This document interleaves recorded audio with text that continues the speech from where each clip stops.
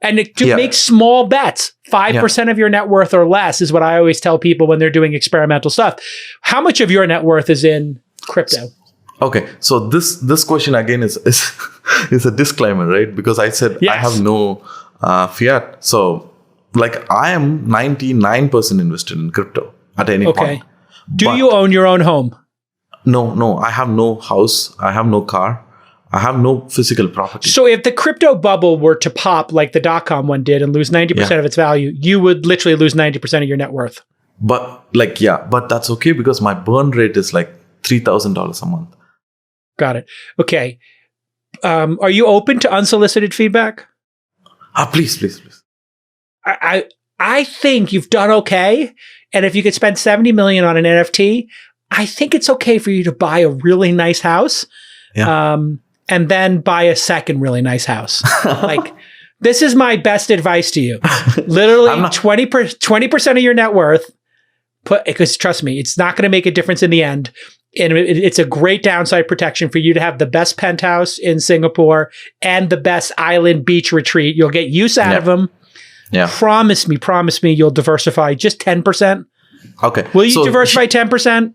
So here's my answer, right? Like I'm planning to do that, and I've already started working on it. But the thing is, I didn't get here because of a choice of just keeping everything in crypto. It was not a choice. I don't come from the US. You should understand that I come from a country where if I had physical property and I was who I was, I might not have that physical property today. Because explain. Which country is this? I'm from India.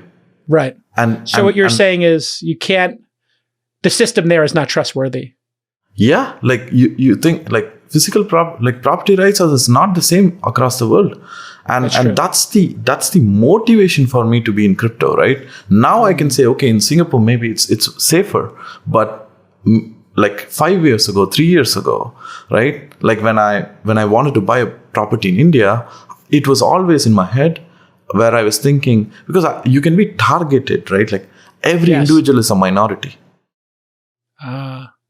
See, this is a fascinating discussion. I'm coming to it from the American perspective where I've never seen anybody have their home taken from them. In fact, if you want to build a highway here, or when they were building the Nets Stadium in Brooklyn, there were people who held out and were like, I'm not giving you my house. And the government's like, eminent domain. And they were like, F you, I'm going to fight it forever. And we literally have instances where people, in fact, did you ever see the Pixar movie Up?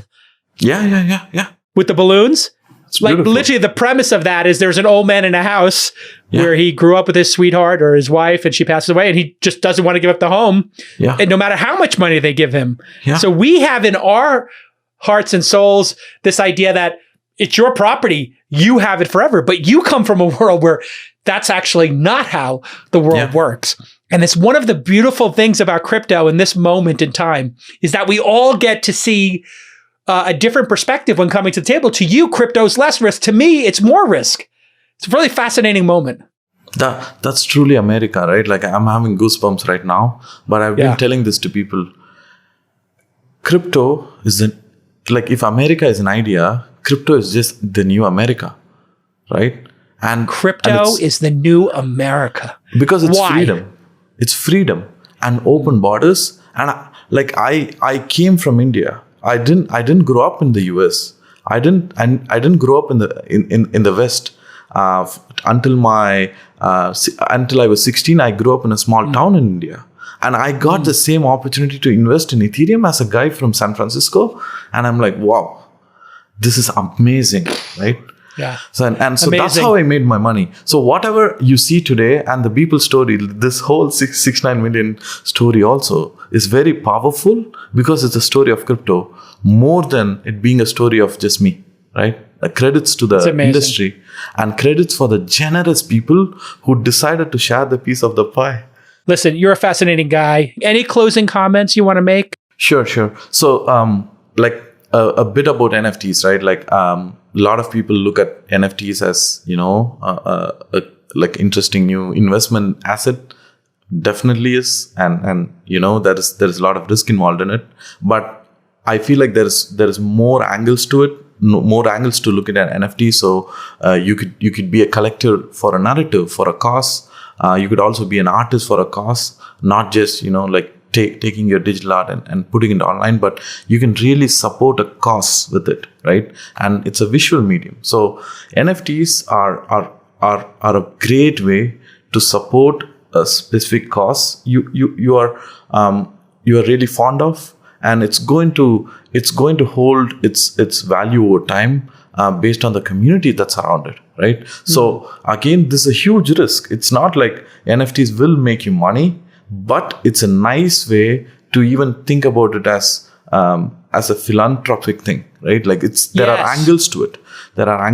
So I would urge people, especially the people who made a lot of money in crypto, I urge them to buy art, right? Like I urge them to say, like, take a little bit of your money and maybe buy a little bit of digital art and make a gallery in the virtual world and hang them, and I'll come and visit it. Love it. I love it. And I think we'll end with, if America was an idea, crypto is the new America. It means freedom. It means open borders and global accessibility. It means ownership of property. What a great discussion this has been. And really appreciate you taking the time. I know you've got a zillion other things to do, but I can't wait to meet you in person. But here we go. Lightning round, as quick as you can. If you do not own Bitcoin, what cryptocurrencies are in your portfolio? Polkadot. Okay.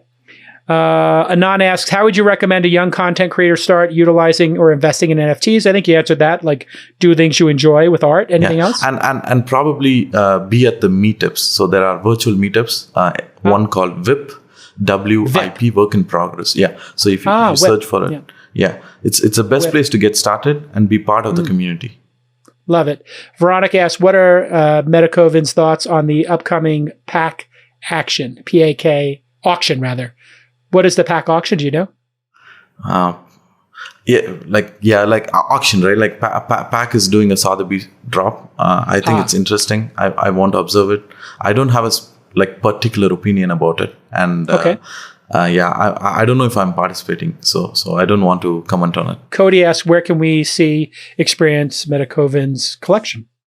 The best way right now is just going on OpenSea. We are building up a lot of these monuments, but two things. B20.metaverse.fund has all the Beeple collection. So that's a monument in the metaverse. So you have the coordinates. That's one. The other one is OpenSea. You can go to OpenSea and search Metaverse, and you will see our wallet full of these digital art collection.